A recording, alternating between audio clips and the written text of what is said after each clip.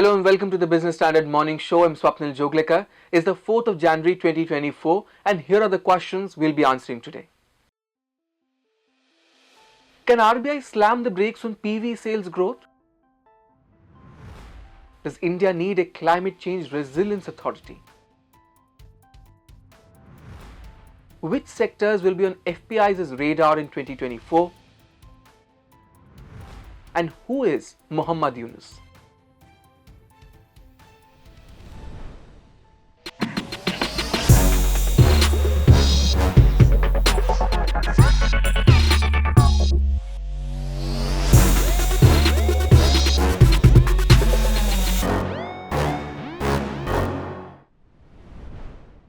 Car showrooms were never so busy and bustling with curious buyers.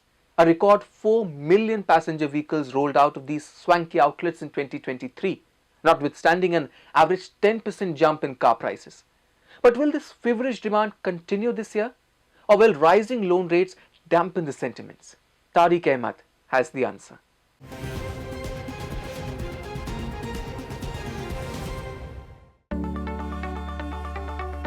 Mostly driven by SUVs, which accounted for almost 50% of total car sales, passenger vehicle sales crossed the 4 million mark for the first time in 2023. Indians brought home 41,08,000 new cars in 2023, up from 37,92,000 units in 2022. It was an impressive 8.3% jump and came against the backdrop of about a sharp 10% average jump in the prices of passenger vehicles. The average selling price of vehicles has increased to almost 11.5 lakh rupees in 2023, up from 10.58 lakh rupees in 2022. And all the major car makers reported a jump in sales in 2023. Maruti Suzuki, which is India's largest car maker, sold the maximum cars at over 1.7 million. It was an 8.3% jump from last year's sales of 1.57 million units. The country's second largest car maker, Hyundai, sold over 6 lakh cars in 2023. It was an 8.97% jump from 2022 when the car maker had sold 552,000 units. Tata Motors, with the help of their EV models, sold over 526,000 cars in 2023, registering a 5% increase. And the biggest gainer was Mahindra & Mahindra, which only sells SUVs. Backed by a battery of swanky models, the company sold 433,000 units in 2023, marking a sharp 29.2% jump from the previous year. Clearly, it's the SUV which rules the road now. Its sales in 2023 saw a sharp 26% growth year-on-year, and its share in total cars sold shot up from 42% in 2022 to 48.7% in 2023. The share of hatchbacks dropped from 34.8% in 2022 to 30% in 2023. Sedans also lost market share, going down from 9.4% in 2023 from 11% a year ago. But Maruti, India's top car maker, defied this trend. The top 3 highest selling models in 2023 were not SUVs, and all 3 of them rolled out from its factories. They were Swift, WagonR, and Baleno. Non-SUV models of Swift and WagonR sold more than 200,000 units each in 2023. But what are the key factors that put the car sales on a fast lane? The driving factors for 2023. So the biggest one has been, obviously pent-up demand. We have, good pent-up demand in the system which got released. So production was normalized, so which also helped, that way pushing on the volumes. And then, obviously there has been even discounting, towards the end of the year. So which also helped, some way in pushing up the retail sales. But RBI's fight to tame inflation may take a toll on car sales this year. The central bank had raised the repo rate by 250 basis points between May 2022 and February 2023. The rate hike is usually passed on to retail loans with a lag. The increase in interest rates with the lag is one of the challenges that industry would have to face as we go forward. It would be a challenging year in the sense that the base rate of growth for the calendar year 2024 versus 2023, the base rate is sufficiently higher, and therefore, in terms of numbers of additional vehicles to be sold, it seems to be a challenge going forward. Interest rates going up, and if we see the retail rates, to the consumer going up, so obviously it will be a dent, to the sentiment for the consumer. And obviously in a market like India, where 85% of the cars are financed, I think it is definitely going to hit the market. But some experts believe that the rate hike may not hit car sales. The last time RBI raised the repo rate was in February last year. Senior Executive Officer Marketing and Sales of Maruti Suzuki, Shashank Srivastav, has said that from April-May last year till date, around 130 BPS repo rate hike has been already passed on in the car loans. It didn't dent the consumer sentiments. The remaining around 120 BPM hike may come in car loans provided there are no rate cuts. Automobile analyst at DAM Capita Mitul Shah said that the interest rate will not have any big impact on car demand in 2024, but rural recovery and impacts of monsoon deficit may influence the PV sales in 2024. Most experts agree that car sales will continue on the fast lane, but will it register a similar growth on a higher base of 2023? That only time will tell.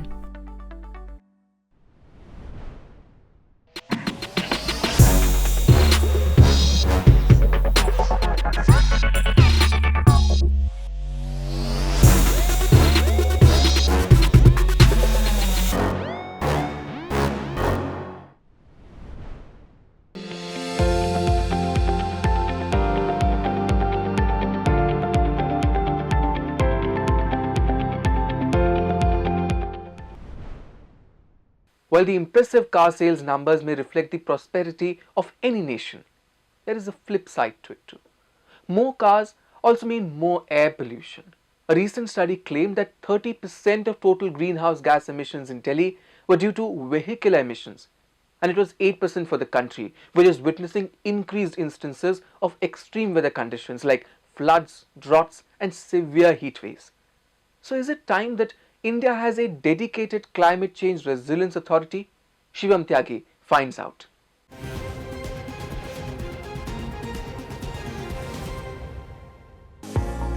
According to a report by the World Meteorological Organization, the past 9 years have been the warmest years on record, and 2023 was the record-breaking year for global temperature rise in a 174-year observational record. The report reveals that the average global temperature has increased by 1.4 degrees Celsius in 2023 compared to the pre-industrial levels. For India also, 2023 was a climate change warning. The year saw extreme natural events from violent flash floods, cloudbursts, and landslides to earthquakes. 2023 is already being marked as the warmest year ever, breaking the previous record of the same period in 2016. And in India also, we have seen a huge number of disasters which are record-breaking, and we have seen extreme weather events such as heat waves, cyclones, and also erratic monsoons and floods really affecting millions of people. So that's the kind of situation we are facing. In fact, Down to Earth mentioned that in the first 9 months of 2023, India experienced a disaster nearly every day. A study by the World Weather Attribution says heat waves that affected northwest India in 2022 were 30 times more probable due to climate change. Although such events are rare, the influence of climate change driven by greenhouse gases has increased the likelihood of heat waves. A recent University of Cambridge study reveals that 90% of India's land area is now in high heat risk zones, potentially causing a 15% drop in outdoor work capacity, impacting the lives of 480 million people. The Reserve Bank of India also warns of a potential loss of 34 million jobs by 2030 due to heat stress-related productivity decline. Further, up to 4.5% of India's GDP could be at risk by 2030 owing to lost labor hours because of extreme heat and humidity conditions. Further data provided by the government revealed that a total of 252 people died in the first half of 2023 compared to just 33 in the same period in 2022. Kerala reported the highest deaths with 120 deaths, followed by Gujarat, Telangana, Maharashtra, Tamil Nadu, and UP. As the extreme weather events continue at a fast pace, experts say actionable reforms are needed to tackle and prevent the events from happening in the future. The very first thing is to make sure that the infrastructure development that is happening both in rural as well as urban areas is strong enough. And we need to also look at what kind of water management systems we have, what kind of heat resistant crops that we have, which can respond to the changing situations, and of course, the urban planning. At the same time, we also need to promote these social safety net systems, particularly workers who are outdoors and who face this extreme heat, and how they can actually access the healthcare system. Similarly, our financial instruments need to be devised in a manner so that we are able to provide support to people who are facing these impacts, at the same time, which can help them build their resilience. Experts say India should equally focus on climate adaptation with climate mitigation. Climate adaptation refers to taking action to prepare and adjust to the current and projected impacts of climate change. I think right now in India, too much of the focus is on climate mitigation. We're looking, at like solar plants, EVs, green hydrogen, energy efficiency, which is great and we need that. But not enough attention is being put into climate adaptation. And I think what we need, as I said, are very state-specific plans. So we have state-specific action plans based on each state on how vulnerable they are to certain extreme weather events, to labor losses, to this, to agricultural productivity. Based on those things, we need the localized specific solutions, which I feel is not going to happen through a nationalized or a very centralized framework. What the central government could do is give out guidelines, maybe come out with certain documents, give out maybe funding assistance. In October 2023, a cloudburst that caused flash floods in North Sikkim left 42 people dead and thousands displaced. In Himachal Pradesh, landslides triggered by heavy rains claimed over 70 lives in August. These events are just a few among many disasters that took place in 2023, highlighting the increasing impact of natural calamities linked to climate change. So, does India need a dedicated climate change resilience authority? We already have National Disaster Management Authority, which is primarily focused on disaster management, which means mostly post-disaster situation. But at the same time, we have seen recently the members of the Disaster Management Authority have been engaging a lot with the climate change impacts.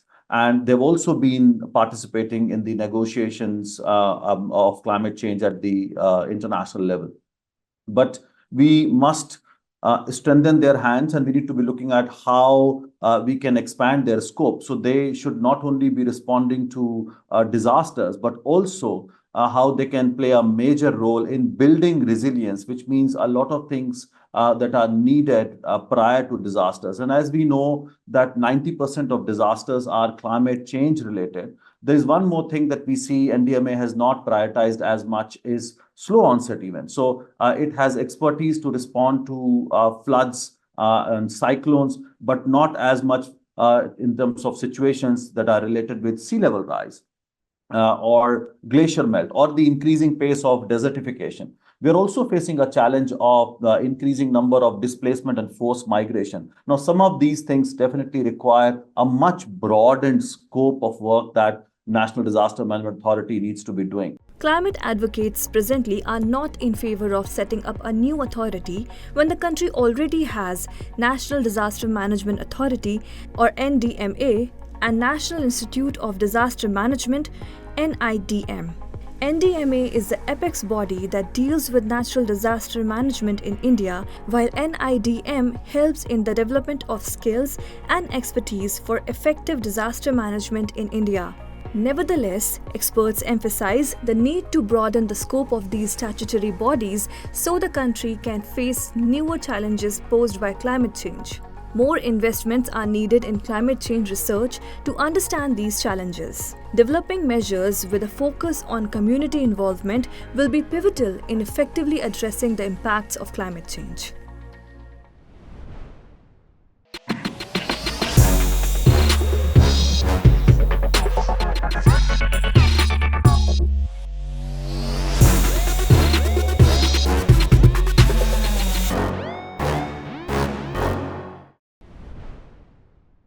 Let us now turn our focus to the financial markets. 2023 marked a remarkable turnaround for FPI inflows into the Indian equities. From net selling of 1.2 trillion rupees, FPIs pumped 1.7 trillion rupees into the market during the year. Going into 2024, the trend is expected to remain steady. But which equity pockets will FPIs keep on their radar in the new year? Harshita Singh's report finds out.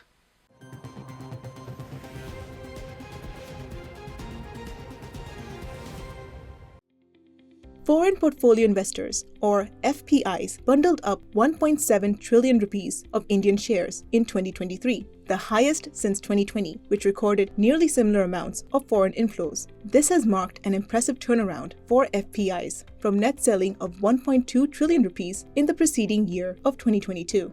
Analysts expect foreign investor buying to remain healthy in 2024 too, amid India's strong fundamentals. However, their allocation could favor some market pockets more than others, they say. As of December 15, the largest assets under custody held by FPIs remained financials at nearly 19.4 trillion rupees, followed by auto and related components, capital goods, IT, and healthcare. Most of these themes are likely to find favor among FPIs in 2024, analysts say. I believe that the banking space still offer a very reasonable kind of risk reward. And because of float is also very high in the banking space and it's mostly large caps. So I think this space is definitely going to be one of the favorite space for the FDI. The credit growth momentum and rate cuts will further aid this pocket, experts say. As per Jefferies, banking is the only pocket with below average multiples, which could see possible earnings surprise if asset quality holds up. Besides, it believes a multi-year capex cycle is resurging in India, all across housing, corporate, and government capex, which will keep domestic cyclicals upbeat. So we are bullish on the banking sector, and among the banking space, we are quite confident on the PSU banks because we believe that the PSU banks can sustain the ongoing earning traction, and they would be able to deliver 1% ROAs on a sustainable basis. The second theme, which could be attractive, is industrials. The government has been undertaking the long-term capex across various sectors. There are various sectors which would benefit out of this, like cement, capital goods, construction. The third theme would be discretionary spending. The rural demand should, see recovery ahead of the general elections, which is due in May 2024. Even inflation has started cooling off, so that should actually revive the overall discretionary demand. Meanwhile, Hota of Sher Khan further sees two-wheelers and dark horse bets of IT and pharma to also benefit from FPI buying. Your two-wheelers is likely to see some kind of good uptake in 2024. And along with that, I believe real estate and the industrial capital goods and even dark horses, some pocket of IT and pharma definitely would be on the watch list of FDI. Thus, analysts' consensus strongly remains in favor of the banking pocket for most FPI buying in 2024. The capex theme, meanwhile, will keep infrastructure-related sectors on the radar too, they say.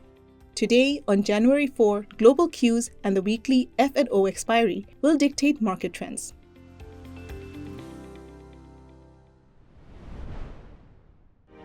He's making plans for an early retirement.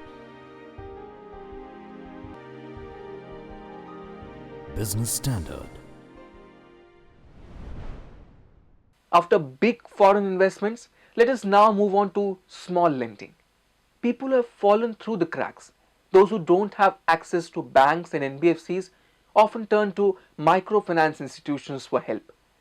Bangladesh has built a well-oiled network of such institutions, which has lifted millions out of poverty. But the man behind it is in trouble, it seems. Muhammad Yunus was recently convicted for violating labour laws. In today's Explainer segment, Ayush Mishra tells more about this Nobel laureate.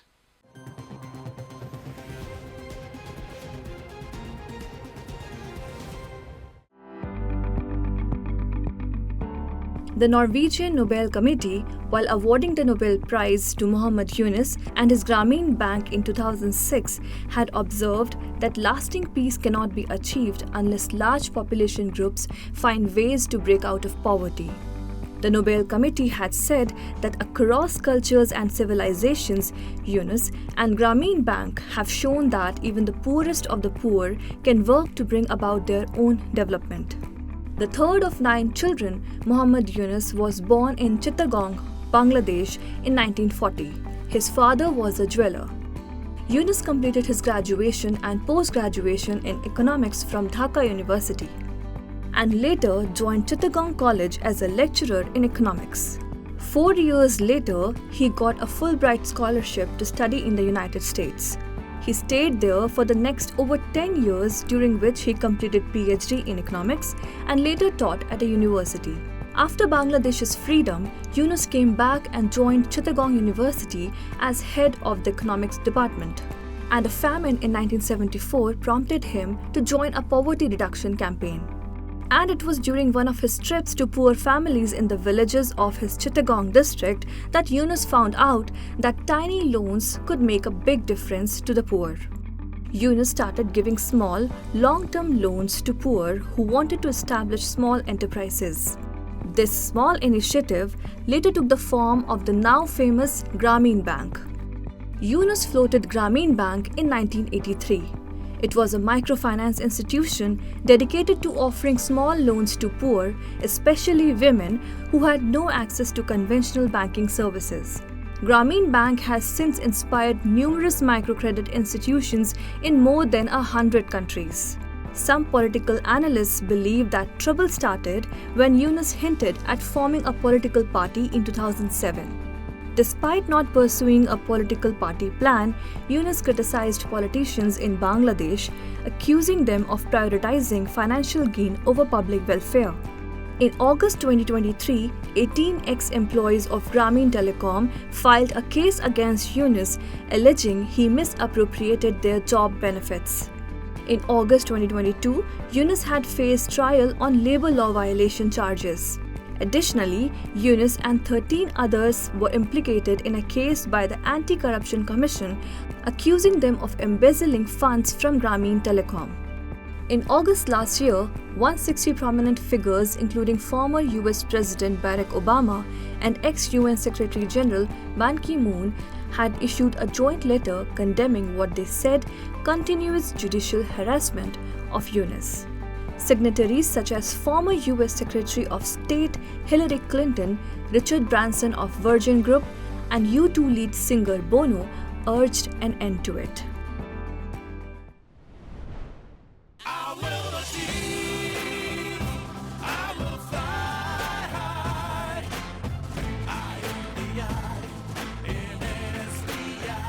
I'm backed by the nation's trusted bank, SBI, the banker to every Indian. Yunus and the country's Prime Minister Sheikh Hasina have not been on good terms, and supporters of Yunus claim that all the cases against him are politically motivated. Well, that's all for today. For more news, views and analysis, please log into business-standard.com. Thank you for watching.